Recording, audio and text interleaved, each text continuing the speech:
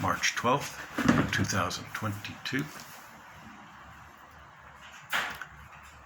The Russian aggression into Ukraine is now 2.5 weeks old, and the Russian military is taking on such opponents as a maternity ward, a maternity hospital, and pregnant mothers, pregnant women and their babies, schools, homes and apartments, hospitals. This is the depth that the Russian military has sunk to. There's been a lot of speculation about how the Chinese government would respond to all of this. So I'm going to take a few minutes to summarize a few of the possibilities and some of the outlooks for down the road. It's pretty obvious that Putin and Xi Jinping, the premier of Communist China, have come to some kind of accord with regard to their territorial ambitions, to the effect that the Chinese will not interfere or in any way oppose what the Russians are doing in Ukraine, and likewise, if and when the time came, the Russians would would do the same, and when the Chinese made any efforts to take the island nation of Taiwan. It shouldn't be expected that the Xi regime will be in any way standing up for the rights of the Ukrainian people. The Chinese communist system has always been every bit as oppressive.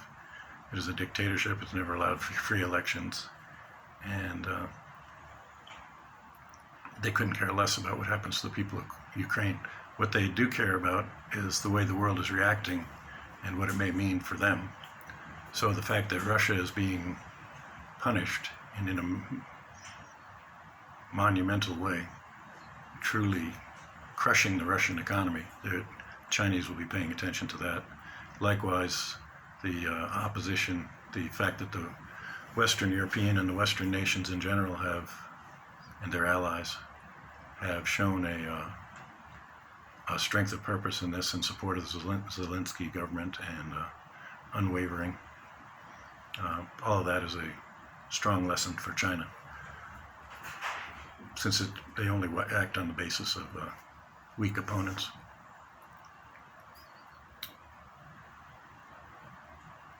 At the same time, anybody who thinks that the Chinese would have to be stupid or crazy to look at what's going on in Ukraine and say we'll have some of that for ourselves.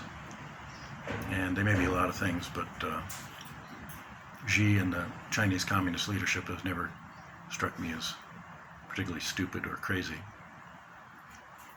So the likely result is that they'll look at the way the thing turns out and react accordingly. If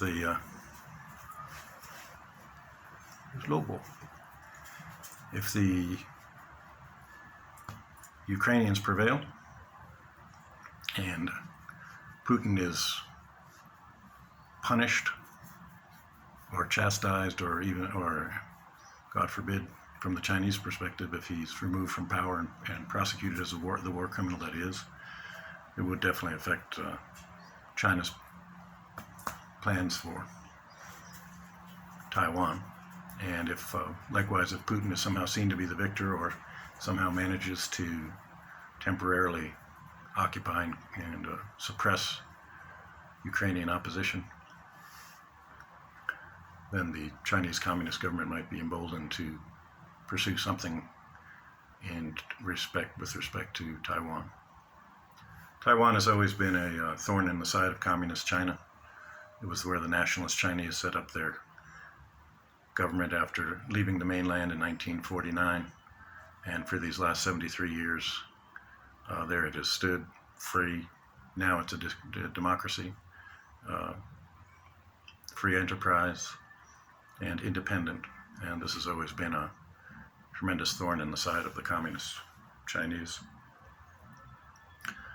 Likewise, Taiwan is not an easy place, would not be an easy place to conquer. It has a very strong economy and a military first of all, surrounded by water, so it's got an element of defense there, and it would be very difficult to conquer militarily. Also, it has a strong military and a defense pact with Western nations, especially the U.S. So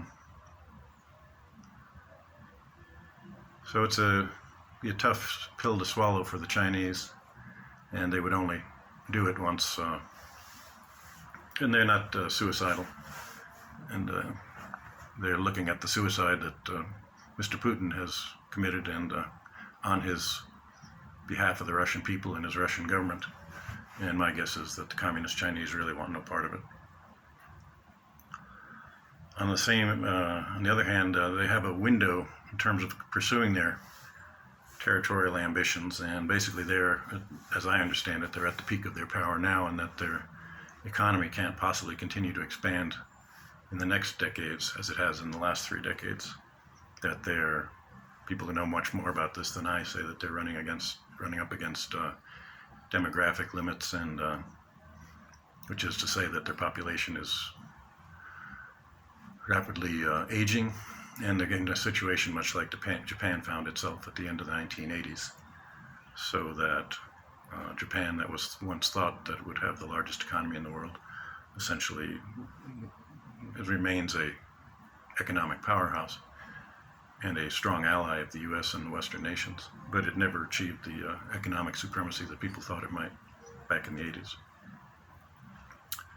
So China's opportunity is really in the next few years, and the goal has to be for the people that care about Taiwan and maintaining the world in a way that does not reward aggressors and people who would conquer other nations, is to make sure that Taiwan's defenses are every bit as up to date and as firm as possible, so that they could defend themselves in the event, outcome, in the event of some kind of attack from China. And my guess is that China would try to try to swallow Taiwan without a invasion, because they really are looking at what Russia is going through and what it's going to be going through, and probably would decide they want none of that. At the same time, you could see that if the status quo does prevail there between China and Taiwan in the short term, that the long prospect is that China will eventually, mainland China, the Chinese Communist government will eventually crumble based on the desires of the Chinese people themselves. It's a rapidly developing country. It's open to the world much more than it ever was. And tyranny, such as the Chinese communists have imposed, has a very hard time of persisting, at least in the long run. So that may be a year from now or 30 years from now, nobody can tell. But the eventual outcome, one can hope, will be a unified China with Taiwan, and that they would all be more like Taiwan than like mainland China, free, democratic, and with all the individual liberties of the people respected. That's it for now.